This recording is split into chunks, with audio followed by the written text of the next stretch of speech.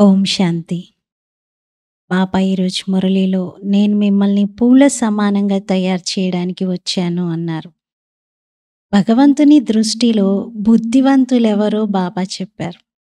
ఎందుకంటే సమాజం దృష్టిలో, లోకం దృష్టిలో బాగా తెలివైన వారు, బాగా సంపాదించగలిగిన వారు, ఉన్నత విద్యను అభ్యసించిన వారు తెలివైన వారిగా పిలువబడతారు.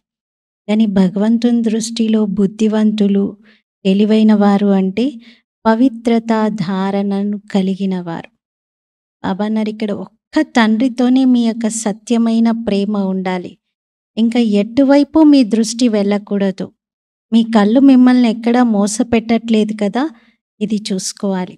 వర్తమాన సమయంలో అయితే చాలా ఎక్కువ పరీక్షలు కళ్ళ మోసం ద్వారానే జరుగుతూ ఉన్నాయి. అలాగే బాబా అన్నారు మొత్తం ఆధారం మీ కర్మల పైన ఉంది. మీ కర్మలను ఒకసారి చెకింగ్ చేసుకోండి. బాబా మనకి కర్మల గుహ్య గతిని అర్థం చేయించారు. మీరిప్పుడు ఎలాంటి కర్మలు చేస్తారో దాని ప్రతిఫలంనే మీరు పొందుతారు అని. ఇది 7th డిసెంబర్ మురళి. మధురమైన పిల్లలు, మొత్తం ఆధారం కర్మల పైన ఉంది. సదా శ్రద్ధ వహించాలి. మాయకు వశీభూతమై ఎలాంటి తప్పుడు కర్మలు జరగకూడదు. వాటికి శిక్షను అనుభవించవలసి వస్తుంది. మధురమైన పిల్లలు, మొత్తం ఆధారం అంతా కర్మల పైన ఉంది. సదా శ్రద్ధ వహించాలి. మాయకు వశమై శిక్షలు అనుభవించేలాంటి తప్పుడు కర్మలేవి మన ద్వారా జరగకూడదు.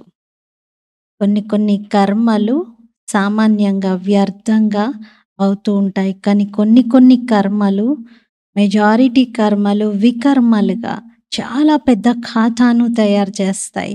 అన్నోటిస్డ్గా ఉండిపోతాయి. అసలు గ్రహించరు. ఆ చిన్న కర్మ ద్వారా ఇంత పెద్ద హిసాబ్ లెక్క తయారైందా అని అనుకుంటారు. అందుకే బాబా పిల్లలు ఉల్టా కర్మలు, తప్పుడు కర్మలు చేయకండి. శిక్షలు పడేలాంటివి చేయకూడదు. ప్రశ్న: బాబా దృష్టిలో అందరికంటే అధిక బుద్ధివంతులు ఎవరు? జవాబు: ఎవరిలో పవిత్రత ధారణ ఉంటుందో వారే బుద్ధిమంతులు. మరియు ఎవరైతే పతితంగా ఉంటారో వారు బుద్ధిహీనులు. లక్ష్మీనారాయణులు అందరికంటే అధికంగా బుద్ధివంతులుగా పిలువబడతారు. మీరు పిల్లలు ఇప్పుడు బుద్ధివంతులుగా అవుతున్నారు. పవిత్రతయే అన్నింటికంటే ముఖ్యమైనది. దీనికోసమే బాబా సావధానపరుస్తూ ఉంటారు. పిల్లలు, ఈ కళ్ళు మిమ్మల్ని మోసగించకూడదు. వీటితో స్వయాన్ని సంభాళించుకోండి అంటారు. ఈ పాత ప్రపంచాన్ని చూస్తూ కూడా చూడకుండా ఉండాలి. కొత్త ప్రపంచం, స్వర్గాన్ని జ్ఞాపకం చేయాలి. పవిత్రత ధారణ ఉంటే బుద్ధివంతులం, పతితంగా అవుతే బుద్ధిహీనులం. లక్ష్మీనారాయణులనే అందరికంటే ఇంటెలిజెంట్, మోస్ట్ ఇంటెలిజెంట్ అంటున్నారు. ఎందుకంటే సంపూర్ణ పవిత్రత ధారణతో మొత్తం 84 జన్మల పాత్రలోనూ హయ్యెస్ట్గానే ఉన్నారు. పూజనీయులుగా అయ్యారు, పూజింపబడుతున్నారు. అందుకే బాబా అంటారు ఇప్పుడు పవిత్రత ధారణ చేయాలి. సమయాన్ని బట్టి మన తెలివిని ఉపయోగించాలి. ఇప్పుడున్న సమయం డిమాండ్ చేస్తున్నది ఏమిటి అంటే ప్యూరిటీ. కాబట్టి ఇప్పుడు ఎవరైతే పవిత్రత ధారణ చేస్తారో వారే గొప్ప బుద్ధివంతులు. ఓం శాంతి. మధురాతి మధురమైన అల్లారు ముద్దు పిల్లలు, ఇది అర్థం చేసుకున్నారు కదా. ఈ పాత ప్రపంచంలో ఇప్పుడు ఇంకా కొద్ది రోజుల యొక్క యాత్రికులం. ప్రపంచంలో మనుష్యులు అనుకుంటారు ఇంకా 40,000 సంవత్సరాలు ఇక్కడే ఉండేది ఉంది అని. పిల్లలైన మీకు ఈ నిశ్చయం ఉంది. ఈ విషయాలు మరచిపోకండి. ఇక్కడ కూర్చున్నప్పుడు కూడా పిల్లలందరి మనస్సులో సంతోషం ఉండాలి, గద్గదమవుతూ ఉండాలి. ఈ కళ్ళతో ఏదైతే చూస్తూ ఉన్నారో అదంతా వినాశనం అయ్యేది ఉంది. ఆత్మ అవినాశి. ఆత్మనే 84 జన్మలు తీసుకుంటుంది. ఇప్పుడు బాబా వచ్చారు ఇంటికి తిరిగి తీసుకెళ్ళటానికి. పాత ప్రపంచం ఎప్పుడైతే పూర్తవుతుందో అప్పుడే తండ్రి వస్తారు కొత్త ప్రపంచాన్ని తయారు చేయటానికి. మరి కొత్తది పాతగా, పాతది కొత్తగా ఎలా అవుతుంది అనే విషయం మీ బుద్ధిలో ఉంది. మనమే అనేక సార్లు ఈ చక్రంలో తిరిగాం. ఇప్పుడు ఈ చక్రం చివరికి వచ్చేసింది, పూర్తి కావస్తుంది. కొత్త ప్రపంచంలో మనం కొద్దిమంది దేవతలమే ఉంటాం, మనుష్యులు ఉండరు. మిగతా అంతా కూడా మీరు కర్మల అనుసారంగా జన్మల్లో పదవులను, స్థితిగతులను పొందుతూ ఉంటారు. మనుషులు తప్పుడు కర్మలు చేస్తారు, అది లోపల వారిని తినేస్తూ ఉంటుంది. అందుకే బాబా అడుగుతారు, ఈ జన్మలో ఏవైనా పాపాలు చేసినట్లయితే బాబాకు తెలియచేయండి. ఇప్పుడు బాబాను తెలుసుకున్న తర్వాత మళ్ళీ ఎటువంటి పాప కర్మలు చేయకండి. ఇదైతే పతితమైన చీచీ రావణ రాజ్యం. ఇక్కడంతా కూడా మసగ్గా ఉంది. ఇది చీకటి ప్రపంచం. ఇప్పుడు బాబా పిల్లలైన మీకు వారసత్వాన్ని ఇస్తూ ఉన్నారు. భక్తి అంధకారంతో మీరెన్నో ఎదురు దెబ్బలు తింటూ వచ్చారు. ఇప్పుడు విషయ వైతరిణి నదిలో మునకలు వేస్తూ ఉన్నారు. ఇప్పుడు బాబా చెయ్యి మీకు లభించింది. అందుకే బాబా ఆధారంతో మీరు ఈ విషయ వైతరిణి నదిని దాటేస్తున్నారు. అర్ధకల్పం భక్తి జ్ఞానం లభించడంతో మీరు సత్యయుగి కొత్త ప్రపంచానికి వెళ్తున్నారు. ఇప్పుడిది పురుషోత్తమ సంగమ యుగం. ఇక్కడ చీచీ పతితమైన స్థితి నుండి పుష్పాల సమానంగా తయారవుతున్నారు. ముళ్ళ నుండి పుష్పాలుగా అవుతూ ఉన్నారు. ఇలా ఎవరు తయారు చేస్తున్నారు మరి? అనంతమైన తండ్రి. లౌకిక తండ్రిని అనంతమైన తండ్రి అని అయితే అనరు. మీరు బ్రహ్మ విష్ణువు యొక్క కర్తవ్యాలను కూడా తెలుసుకున్నారు. మీకు ఈ శుద్ధమైనటువంటి నశ ఉండాలి. మూలవతనం, సూక్ష్మవతనం, స్థూలవతనం ఇవన్నీ సంగం యుగంలోనే ఉంటాయి. బాబా స్వయంగా కూర్చొని పిల్లలకి ఈ విషయాలని అర్థం చేయిస్తూ ఉన్నారు. పాత ప్రపంచం, కొత్త ప్రపంచం రెండిటి యొక్క సంగమం ఇది. అందరూ పిలుస్తూ ఉన్నారు, పతితులను పావనంగా చేయటానికి రండి అని. బాబా కూడా ఈ సంగమంలోనే పాత్రను వహిస్తారు. క్రియేటర్, డైరెక్టర్గా ఉన్నారు కదా, మరి తప్పనిసరిగా వారి యాక్టివిటీ కూడా అలా అంత ఉన్నతంగా ఉంటుంది. అందరికీ తెలుసు, వారేమీ ఒక మానవుడు కాదు, ఒక వ్యక్తి కాదు, వారికేమీ తన శరీరం అంటూ లేదు. మిగతా మనుష్యులందరూ కూడా దేవతలుగా పిలువబడతారు. కానీ శివబాబా దేవత కాదు, మనిషి కాదు. ఇక్కడైతే శివబాబా టెంపరీగా శరీరాన్ని లోన్గా తీసుకుంటారు. గర్భంలో ఏమైనా ప్రవేశిస్తారా? లేదు. బాబా స్వయంగా చెప్తారు, పిల్లలు శరీరం లేకపోతే నేను రాజయోగాన్ని మీకు ఎలా నేర్పించగలుగుతాను? మనుషులైతే మామూలుగా అంటారు, భగవంతుడు రాయిలో, రప్పలో, నీటిలో, అగ్నిలో అన్నింటిలో పరమాత్మ ఉన్నారు అని. కానీ మీకు తెలుసు నేను ఎలా వస్తాను, నేను అన్నింటిలో లేను అనే విషయం మీకు అర్థమైంది కదా అంటున్నారు. ఇప్పుడు మీరు రాజయోగాన్ని నేర్చుకుంటున్నారు. మనుష్యులు ఈ రాజయోగాన్ని నేర్పించలేరు, దేవతలు కూడా రాజయోగాన్ని నేర్పించలేరు. ఇక్కడే పురుషోత్తమ సంగమ యుగంలో రాజయోగాన్ని నేర్చుకొని దేవతగా అవుతున్నారు. ఇప్పుడు పిల్లలైన మీకు అంతులేని సంతోషం కలగాలి. మేము 84 జన్మల చక్రాన్ని పూర్తి చేసుకుంటున్నాము. బాబా కల్పకల్పం వస్తారు. బాబా స్వయంగా చెప్తున్నారు, ఇతడి అనేక జన్మల అంతిమంలో చివరి సమయంలో నేను వస్తాను అని. శ్రీకృష్ణుడిని సత్యయుగం యొక్క రాజకుమారుడు అంటారు. వారు పూర్తి 84 జన్మల చక్రంలో తిరుగుతారు. శివబాబా అయితే 84 జన్మల చక్రంలోకి రారు. శ్రీకృష్ణుని ఆత్మనే సుందర్ నుండి శ్యామ్గా మారుతుంది. ఈ విషయాలు ఇంకెవరికీ తెలియదు. మీలో కూడా నంబర్ వారీగా తెలుసుకుంటున్నారు. మాయ చాలా కఠినమైనది, ఎవరిని వదిలిపెట్టదు. తండ్రికి అన్నీ తెలుస్తాయి. మాయ పూర్తిగా మొసలిగా అయి మిమ్మల్ని పట్టేసుకుంటుంది. తండ్రికి మంచి రీతిగా తెలుసు.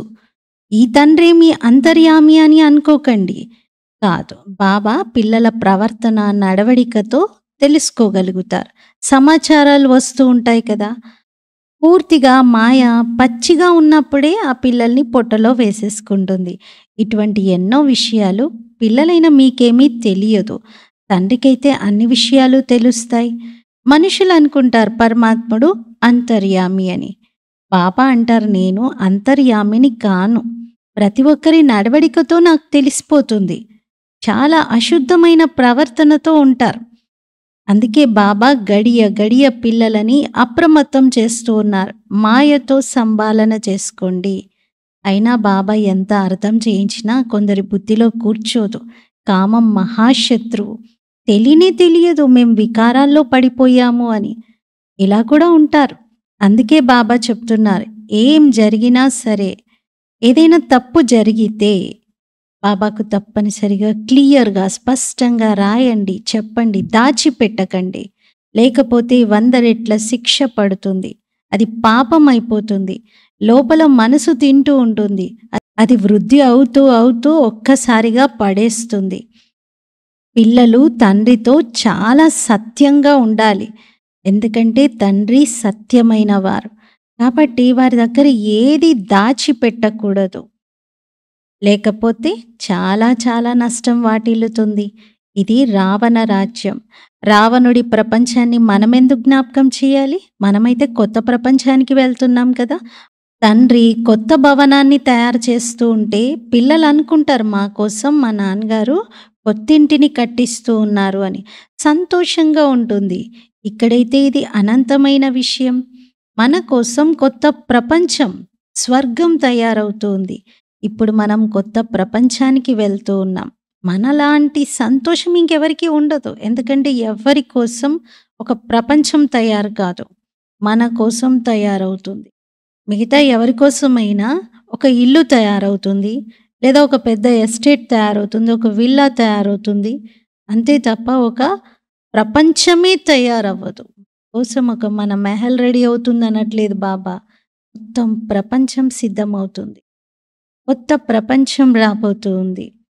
అందుకే ఆ సంతోషం ఉండాలి. ఇక్కడ అనంతమైన విషయం. ఇప్పుడు మనం స్వర్గం, కొత్త ప్రపంచానికి వెళ్తూ ఉన్నాం. తండ్రిని జ్ఞాపకం చేస్తూ చేస్తూ పుష్పాల వలె తయారవుతాం. ఇప్పుడు వికారాలకి వశమవుతూ మళ్ళీ ముళ్ళుగా ఎందుకు అవ్వాలి? ముళ్ళ స్థితి నుండి బాబా పుష్పాలుగా తయారు చేస్తూ ఉన్నారు కదా. పిల్లలైన మీకు తెలుసు, ఎవరైతే మానేశారో, రావట్లేదో వారు మాయకు వశమైపోయారు. తండ్రి దగ్గర లేనే లేరు, ట్రేటర్ అయిపోయారు, పాత శత్రువుల వద్దకు వెళ్ళిపోతారు. ఇలా ఎంతో మందిని మాయ పట్టేసుకుంది, పూర్తిగా సమాప్తం చేసేస్తుంది. చాలా మంచి మంచి పిల్లలుగా పిలువబడేవారు కూడా, మేము ఇలా చేస్తాం, అలా చేస్తాం, ఇంత గొప్ప సేవ చేస్తాం, బాబాను ప్రత్యక్షం చేస్తాం అన్నవారు కూడా ఈరోజు యజ్ఞంను వదిలేసి వెళ్ళిపోయారు. మేము యజ్ఞం కోసం ప్రాణాలను అర్పిస్తాం, ప్రాణాలు ఇవ్వడానికైనా సిద్ధం అన్నవారు కూడా వెళ్ళిపోయారు. ఈరోజు లేనే లేరు వారు. మీ యుద్ధం మాయతో ఉంది. ప్రపంచానికి ఈ విషయం తెలియదు. మాయతో యుద్ధం ఎలా ఉంటుంది, మాయ ఏంటి అని అనుకుంటారు. శాస్త్రాల్లో చూపించారు, దేవతలు అసురులు యుద్ధం చేసుకున్నారు అని. కౌరవులు పాండవుల యొక్క యుద్ధాన్ని కూడా చూపించారు. ఎవరినైనా మీరు అడగండి, ఈ 2 విషయాలు శాస్త్రాల్లో ఎలా రాశారు? దేవతలు అహింసకులు కదా, వారుండేది సత్యయుగంలో. మరి కలియుగంలో ఉండేటువంటి అసురులతో వాళ్ళెలా పోట్లాడుకుంటారు? వాళ్ళెలా యుద్ధం చేస్తారు? కౌరవులు పాండవులు అంటే అర్థం కూడా తెలుసుకోవట్లేదు. శాస్త్రాల్లో ఏది రాశారో దాన్ని చదువుకొని వినిపిస్తూ ఉంటారు. మరి దాంట్లో కూడా భావార్థం, గూఢార్థం అర్థం చేసుకునే ప్రయత్నం చెయ్యరు. దాన్ని సీరియల్ రూపంలో తీసినటువంటి వాళ్ళే దాని భావం చెప్తూ ఉన్నారు. అయినా కూడా భావం వైపు దృష్టి పెట్టకుండా కేవలం శబ్దార్థంలో వచ్చేసి స్థూలమైన రూపాలను పట్టేసుకున్నారు. బాబా అయితే మొత్తం గీతను చదివి ఉన్నారు. ఈ జ్ఞానం ఎప్పుడైతే లభించిందో అప్పుడు ఆలోచన నడిచింది. గీతలో ఈ యుద్ధం మొదలైనటువంటి విషయాలు ఎందుకు రాశారు అనేది. శ్రీకృష్ణుడైతే గీతను బోధించలేదు. శ్రీకృష్ణుడు గీత జ్ఞానాన్ని ధారణ చేసి దాని ద్వారా ఫలం పొందినటువంటి మొదటి వారు. వీరి శరీరంలోనే, అంటే శ్రీకృష్ణుడి ఆత్మ యొక్క అంతిమ జన్మ శరీరంలోనే భగవంతుడు ప్రవేశించి గీతను బోధించారు. ఇంకా ఆ గీత చదవడం ఆపేశారు. ఇప్పుడు బాబా ద్వారా ఎంత ప్రకాశం లభించింది. ఆత్మ యొక్క ప్రకాశం ఇది. అందుకే బాబా అంటారు, స్వయాన్ని ఆత్మగా భావించండి, అనంతమైన తండ్రిని జ్ఞాపకం చేయండి అని.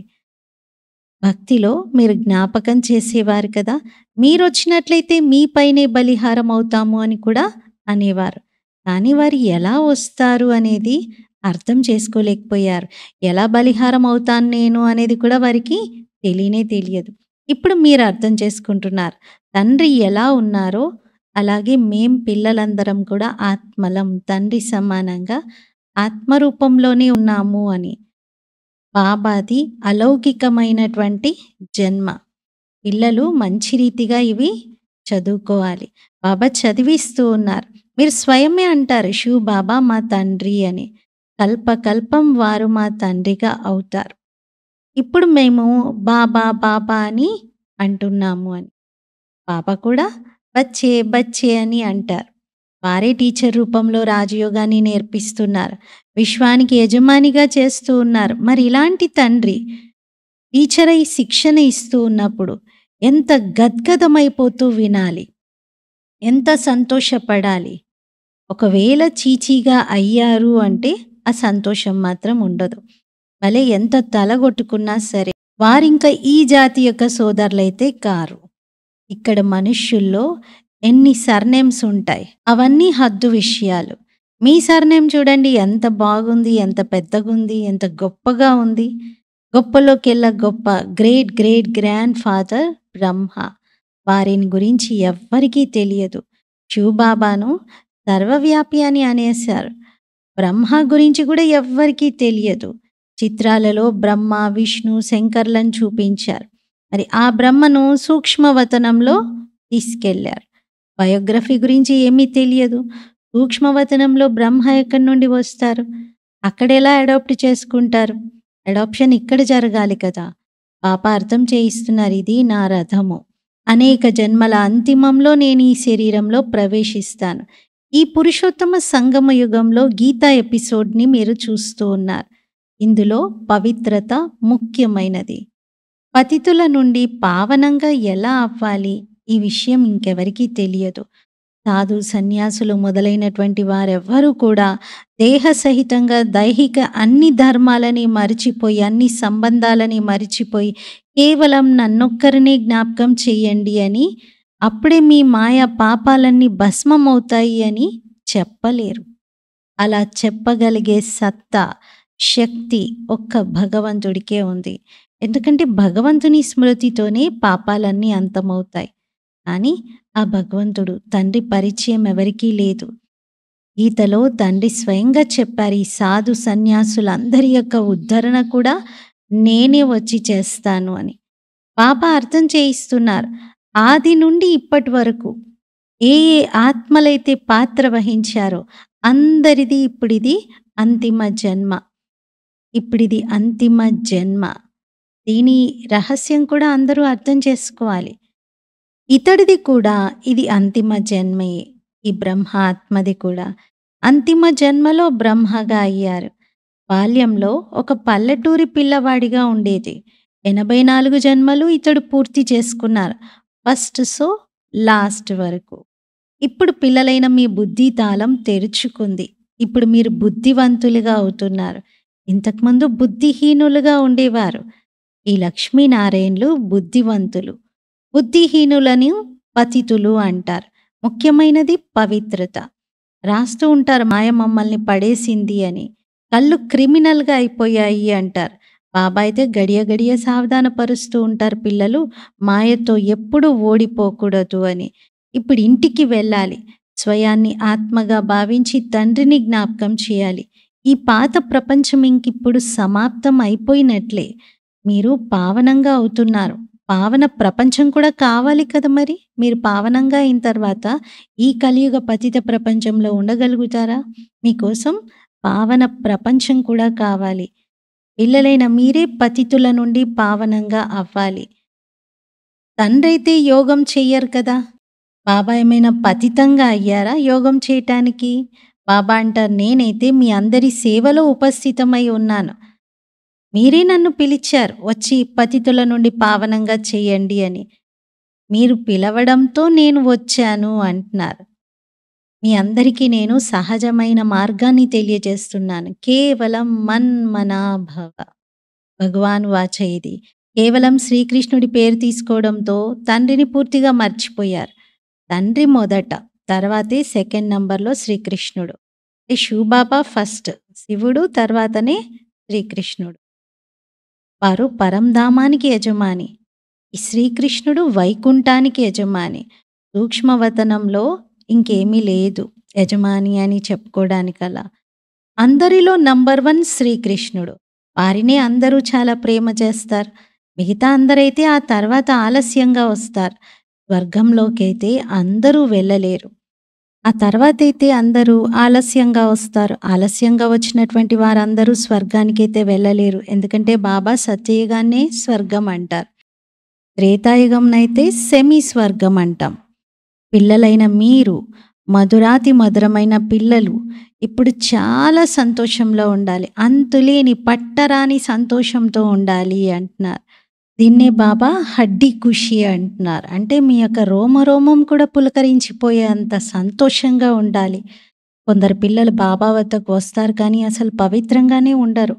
బాబా అర్థం చేయిస్తారు. వికారాల్లోకి వెళ్ళినట్లయితే మళ్ళీ తండ్రి దగ్గరికి ఎందుకు వస్తున్నారు అంటారు. ఏం చేయాలి బాబా? మిమ్మల్ని కలవకుండా ఉండలేం బాబా. మిమ్మల్ని వదిలిపెట్టి ఉండలేము అంటారు. ఇక్కడికి నేను వస్తూ ఉంటే నా బుద్ధి మళ్ళీ తెరుచుకుంటుంది. లేదా నాకు జ్ఞాన బాణాలు తగిలి నేను పరివర్తన అవుతాను అని వస్తున్నాను అంటారు. బాబా మీరు తప్ప మా సద్గతిని ఇంకెవరు చేయగలుగుతారు?